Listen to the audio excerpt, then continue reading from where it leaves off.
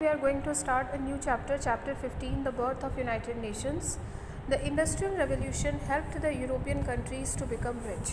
When the Industrial Revolution started, Industrial Revolution started from Germany, and Industrial Revolution means the use of industries, factories, then manufacturing of goods in the industries, use of motor cars, vehicles, all these things. When it started, it came to be known as Industrial Revolution. So when the Industrial Revolution started, then the European countries, the Britishers, the European countries, they became very rich. Factories produced goods in large quantities which could not be completely sold out in Europe. The factories, they always manufacture goods in large quantities, so they felt the need of the market to sell those goods.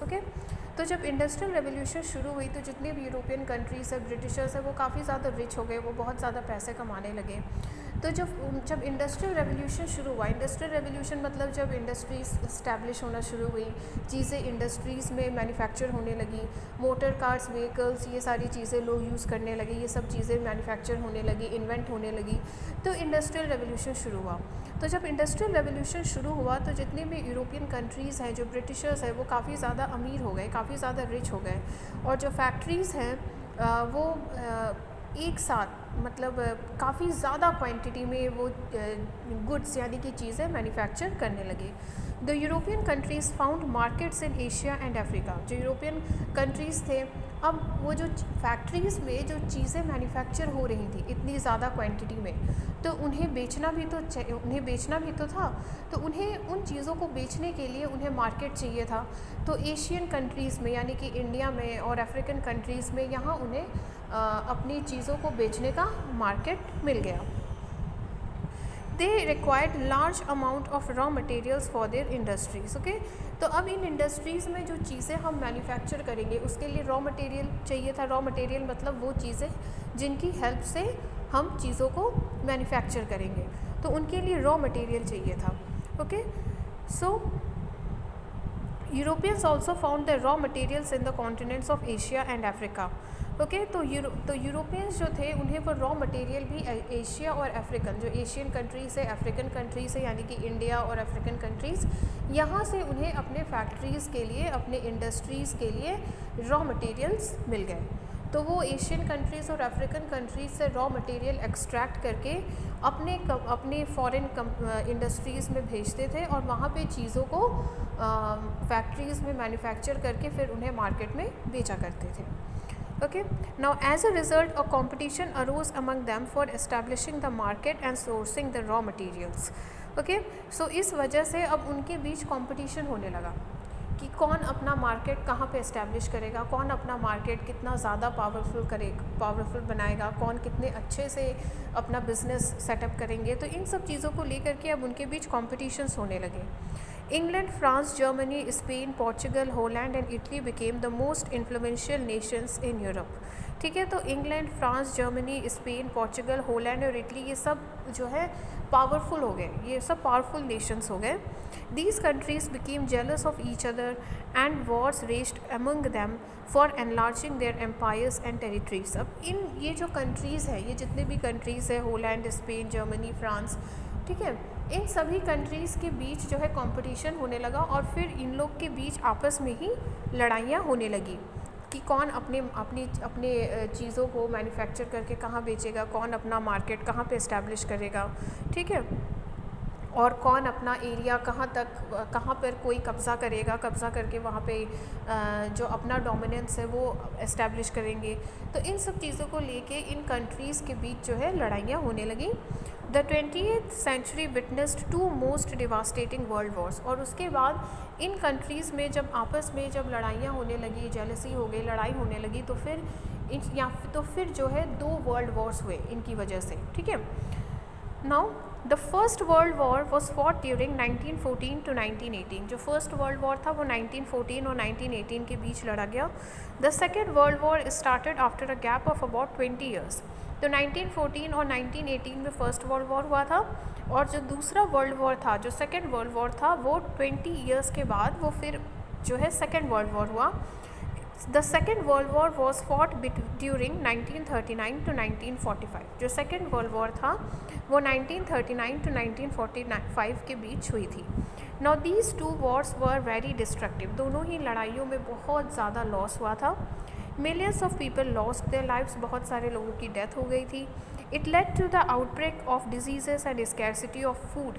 जब लड़ाइयाँ हुई तो लोगों को, बहुत सारे लोगों की डेथ हो गई, खाने को नहीं मिलता था, अकाल पड़ गया, बहुत सारी बीमारियाँ फैल गई। There were large scale financial losses, बहुत इकोनॉमिक लॉस बहुत हुआ, बहुत पैसा भी लॉस हुआ। The second world war was even more destructive than the first. जो सेकेंड वर्ल्ड वॉर था वो फर्स्ट वर्ल्ड वॉर से भी ज़्यादा उसने बर्बादी की थी। In the Second World War, Americans dropped atom bombs in 2 cities of Japan, Hiroshima and Nagasaki. जब सेकेंड वर्ल्ड वॉर हुआ था, अमेरिकन्स ने जापान के 2 सिटीज़ में उन्होंने एटम बॉम्ब गिराया, हिरोशिमा और नागासाकी पे, जिसकी वजह से बहुत ज़्यादा डिस्ट्रक्शन हुआ। After the end of the First World War, an organization named the League of Nations was formed to work towards world peace. तो जब फर्स्ट वर्ल्ड वॉर हुआ तो फर्स्ट वर्ल्ड वॉर के ख़त्म हो जाने के बाद एक ऑर्गेनाइजेशन बना जिसका नाम था लीग ऑफ नेशंस। और ये लीग ऑफ नेशंस का काम था कि आपस में जो भी कंट्रीज़ हैं उनके बीच एक पीसफुल रिलेशन बन सके।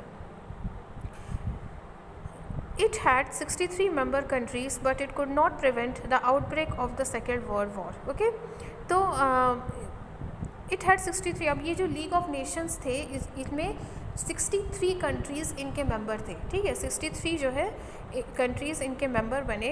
लेकिन फिर भी इतना सब कुछ होने के बाद भी फर्स्ट वर्ल्ड वॉर के बाद ये लोग सेकेंड वर्ल्ड वॉर को नहीं रोक पाए और सेकेंड वर्ल्ड वॉर भी हुआ। The second world war brought destruction beyond the imagination of people. जो सेकेंड वर्ल्ड वॉर था उस समय इतनी बर्बादी हुई कि फ़र्स्ट वर्ल्ड वॉर से भी ज़्यादा बर्बादी हुई सेकेंड वर्ल्ड वॉर पे, और लोग सोच भी नहीं सकते थे इतना ज़्यादा उन्हें लॉस हुआ, इतना ज़्यादा उन्होंने डिस्ट्रक्शन, इतना ज़्यादा उन्होंने बर्बादी देखी सेकेंड वर्ल्ड वॉर में। इट वॉज एन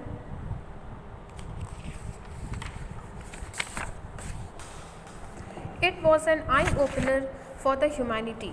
तो जब सेकेंड वर्ल्ड वॉर हुआ तो इससे सबकी आंखें खुल गई। Okay, world leaders held a conference at San Francisco and decided to form an international organisation called the United Nations organisation. तो जब सेकेंड वर्ल्ड वॉर में इतनी बर्बादी देखने के बाद फिर जो है लोगों की आंखें खुली, जो भी लीडर्स थे, जो भी बड़े बड़े जो लोग पॉलिटिकल लीडर्स थे, उन्हें ये सेकेंड वर्ल्ड वॉर की जब उन्होंने बर्बादी देखी तो उन्होंने ये डिसाइड किया कि कोई एक स्ट्रॉन्ग ऑर्गेनाइजेशन होना चाहिए जो कि इन लड़ाइयों को रोक सके। ओके, तो फिर उन्होंने एक मीटिंग उन्होंने कंडक्ट की सैन फ्रांसिस्को में, और उसके बाद उन्होंने डिसाइड किया कि एक इंटरनेशनल ऑर्गेनाइजेशन हम बनाएंगे जिसका नाम होगा यूएन, यानी कि यूनाइटेड नेशंस ऑर्गेनाइजेशन। और इस ऑर्गेनाइजेशन का काम होगा कि जितने भी कंट्रीज़ हैं उन सभी कंट्रीज़ के बीच एक पीसफुल रिलेशन मेंटेन करके रख सकें। Finally, the United Nations was born on 24 October 1945। तो 24 अक्टूबर 1945 को यूनाइटेड नेशंस यानी कि यूएनओ जो है फॉर्म किया गया। और set of rules and regulations were also signed by the member Nations. जो भी यूनाइटेड यूएनओ के जितने भी मेंबर कंट्रीज़ थे उन्हें एक एग्रीमेंट साइन करवाया गया, एक जो उनके जो प्रॉपर रूल्स और रेगुलेशंस होते हैं वो उस पर उनके साइन लिए गए। Okay, these rules and regulations are called the Charter of the United Nations। तो यूएनओ के जो रूल्स एंड रेगुलेशंस होते हैं उन्हें क्या कहा जाता है? उन्हें charter of the United Nations कहा जाता है।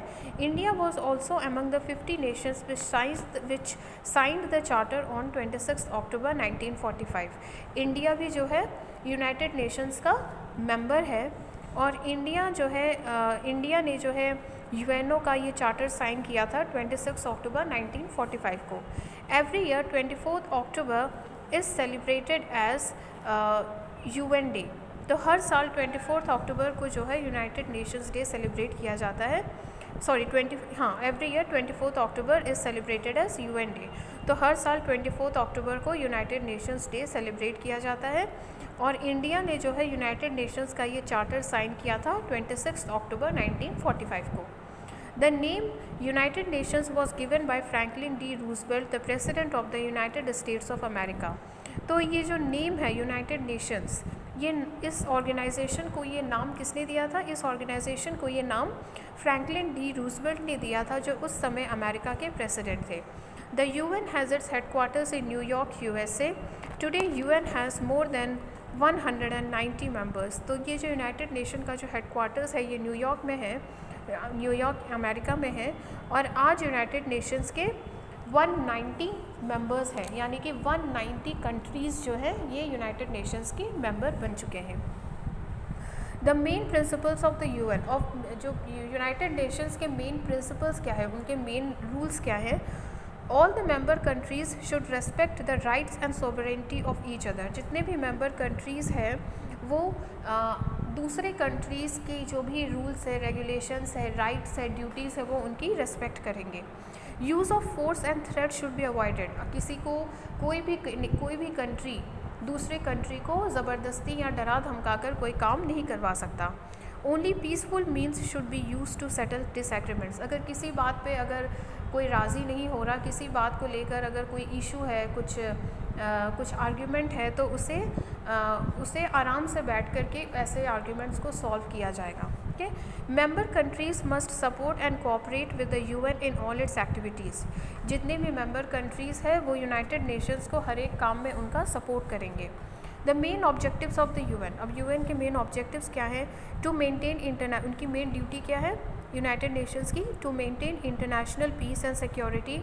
ठीक है, जितने भी पूरे वर्ल्ड में एक पीस और सिक्योरिटी मेंटेन करके रखा जाए।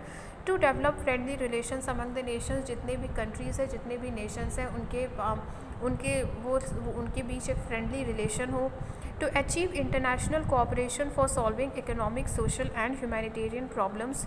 ठीक है, उनके जो भी प्रॉब्लम हो, चाहे इकोनॉमिक प्रॉब्लम हो, चाहे सोशल प्रॉब्लम हो, चाहे ह्यूमैनिटेरियन प्रॉब्लम हो, वो लोग उसे आपस में मिल बैठकर और ऐसे प्रॉब्लम्स को उन्हें सॉल्व करना होगा। To encourage respect for human rights and for fundamental freedom, हर किसी के राइट की, ड्यूटीज़ की, हर किसी की फ्रीडम की रेस्पेक्ट की जाएगी। To remove differences based on religion, race, language and sex. Okay, तो किसी भी रिलीजन के राउंड, किसी भी धर्म के आधार पर, किसी की जाति के आधार पर, किसी के सेक्स के आधार पर, यानी कि कोई मेल है या कोई फीमेल है, या किसी का क्या लैंग्वेज है, किसका क्या रिलीजन है, ओके, किसी का क्या कास्ट है, उस बेसिस पे किसी के बीच भेदभाव नहीं किया जाएगा। To assist nations in these task and coordinate their efforts, जो जितने भी नेशंस हैं उन्हें आपस में मिलकर सब काम करना होगा। The UN tries to solve international problems and aims at improving the condition of the poor, homeless and sick people. United nation जो है वो जितने भी इंटरनेशनल प्रॉब्लम्स हैं, यानी कि जितने भी कंट्रीज़ हैं उनके बीच जो भी प्रॉब्लम्स होती है वो उन्हें सॉल्व करता है, और उनका ये एम होता है कि जो भी गरीब लोग हैं, होमलेस हैं, जिनके पास रहने के घर नहीं है, जो बीमार है, जिनकी कंडीशन बहुत बुरी है, ऐसे लोगों को वो हेल्प कर सके। The UN flag has a world map surrounded by olive branches on a light blue background. Okay, तो जो UN का जो फ्लैग है, UN के फ्लैग में ये वर्ल्ड मैप है, और इसके चारों तरफ ये जो ब्रांचेस हैं ये ऑलिव की ब्रांचेस है। ऑलिव जो लीफ होता है ना, जैतून का पेड़ होता है, तो ऑलिव की जो ब्रांचेस हैं उनको उसके चारों तरफ ड्रॉ किया गया है, और इसका बैकग्राउंड जो है वो लाइट ब्लू कलर का है।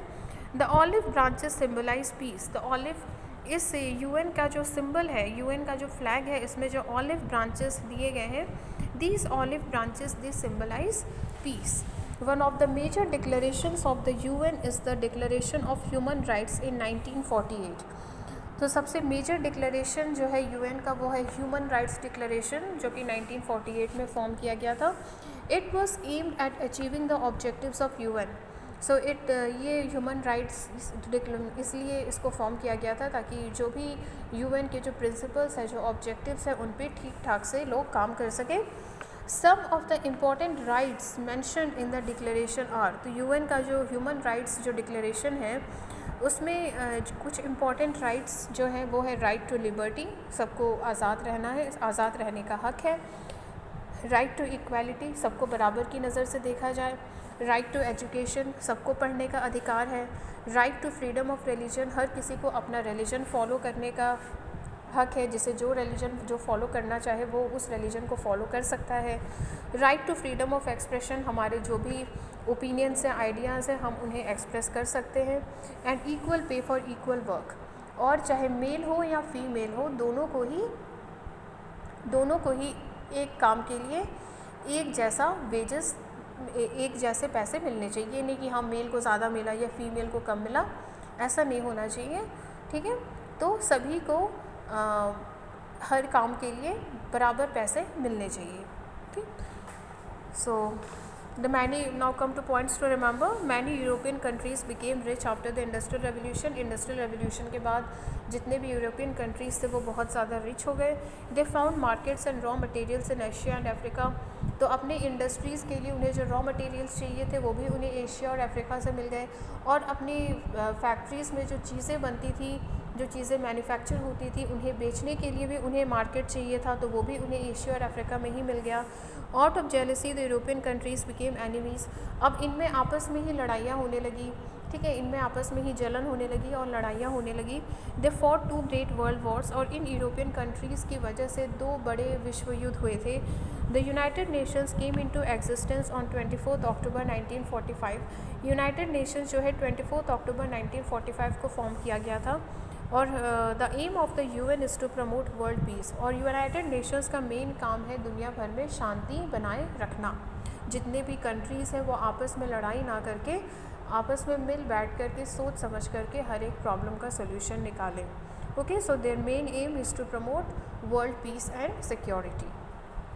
Okay, so read this chapter once again so that you can understand it more properly.